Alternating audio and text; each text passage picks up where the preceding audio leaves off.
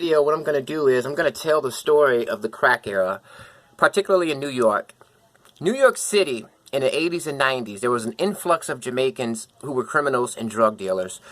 And what they would do is they would leave New York and go to different towns along the East Coast to hustle.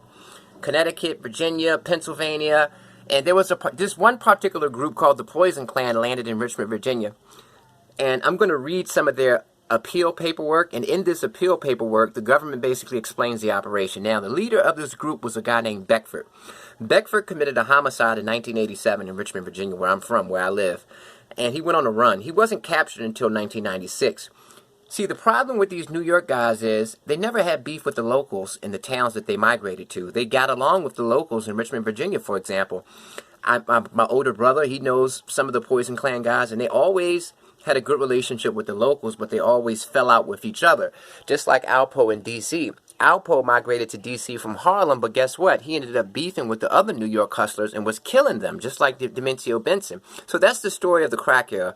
New York hustlers migrate to different towns, and then eventually they start having civil war with their own clique, or they have a war with another New York hustler that migrated to the same town.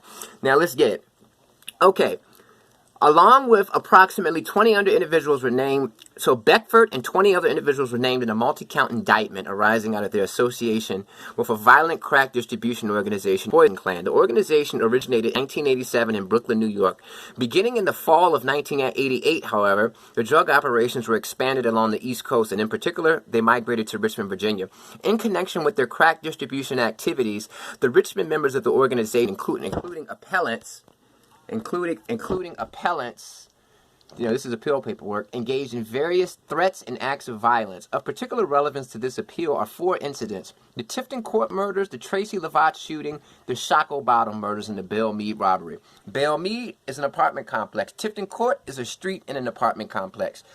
Tracy Lavache is a person that got shot in the Shockoe Bottom murder. Shockoe Bottom is a part of the downtown area where people go to party. It sits at the bottom of the city, so you have to go down, and it sits at a low level, so that's why they call it Shockoe Bottom. According to the evidence, the Richmond drug operation was originally set up at a Bow Street apartment, which is in Northside Richmond, by Dean Beckford.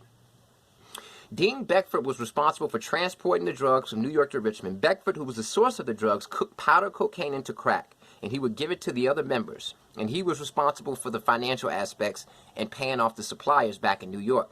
After the Bow Street location was set up, which is in Northside Richmond in the hood, an additional apartment at Tifton Court, which is a street in an apartment complex in South Richmond, was rented to serve as a safe house for Beckford. What happened is, the other members of the Poison Clan got upset with Beckford and they wanted to leave. So what he did was some of them, and then he went on the run then he got caught in 1996. He went on a run in 88, got caught in 90s. His brother was still in Richmond hustling while he was on a run. The murders at Tifton Court took place December 3rd, 1988, during the early months of the Poison Clan's Richmond operation. By November 1988, Miller had become dissatisfied with the amount of money he was receiving for his efforts in the drug operation. Beckford attempts to placate Miller led to arguments, and eventually Miller, Ambrose, and Smith began making plans to leave Beckford's organization.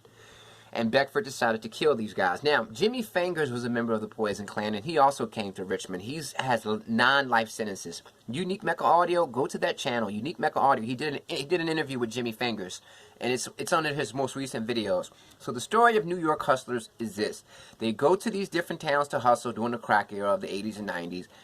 They get along with the locals, but they don't get along with each other, and the New Yorkers always ended up killing New Yorkers. Peace.